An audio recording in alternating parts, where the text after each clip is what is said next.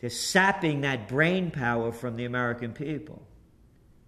Because what they've done is they've come up with a new scheme. It's called Too Big to Fail. So now that great entrepreneurial spirit has been robbed from the people. And I'm not making this stuff up, because all you have to do is you have to look at the facts. And here are some of the facts. When was America at its strength? Well, following World War II. What did the country look like? Well, we had all these great downtowns. You had mom and pop businesses. And you had family farms. And you had a huge manufacturing base. And what is it now? Well, now you have 10 banks. Everybody can count that high. Even the kids in high school. They control 80% of the action. You have a couple of pharmaceuticals companies, big pharma, pumping drugs into the people. They control all the action.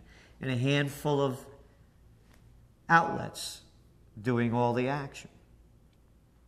A couple of big chains. And that's what has to happen. People have to break the chains. So you have to go back to mom and pop in Main Street, not about Wall Street. My parents' generation, they weren't investing in Wall Street. Gambling, that's all it is. You put your money down, you expect to get more back by doing nothing. So when was it the strongest? It was the strongest when we had mom and pops, when it was Main Street. We had family farms. Current events form future trends. Look what's going on. You have a couple of companies also in control of agriculture.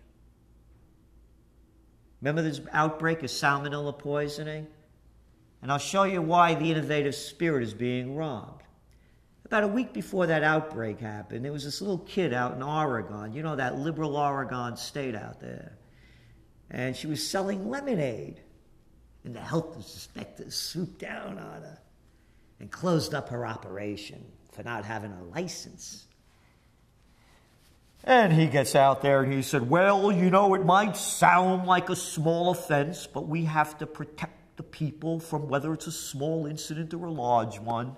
Can you imagine this guy talking like this? Like he's talking to a bunch of high school kids. Now we'll go back to the egg incident with the salmonella poisoning. How many times did the FDA go to that place in the last year?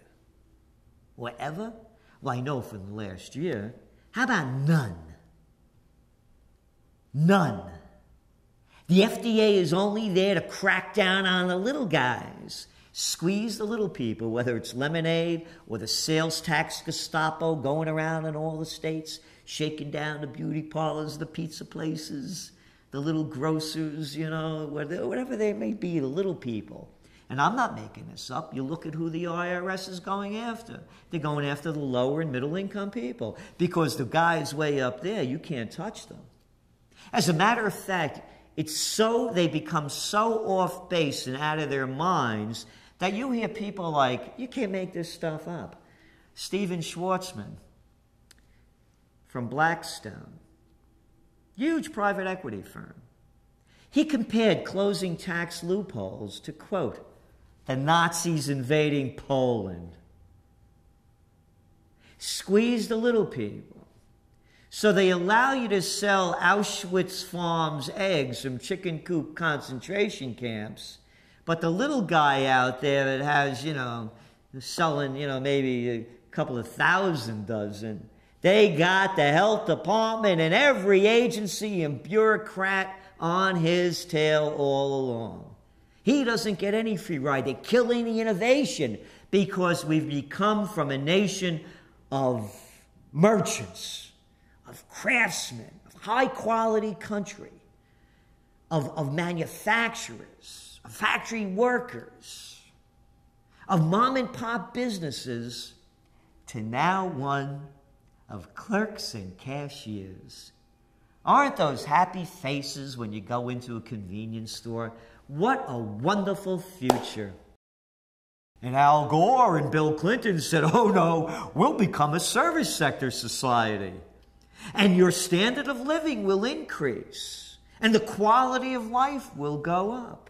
Service sector, it's service, cash, cashiers, and clerks. service, servitude, servants, serfs. We've gone from a nation that used to be the greatest in the world, where we don't even win place or show anymore, in the major indices that Clinton and Gore said that we would surpass the rest of the world in, or at least keep what we had. In education, in healthcare, you go down the line, infant mortality, we don't even win place or show anymore. So now you got all these people graduating with nowhere to go, because they robbed the innovation from the people of this country and they gave it to the bigs. Who made up this too big to fail? There's no evidence.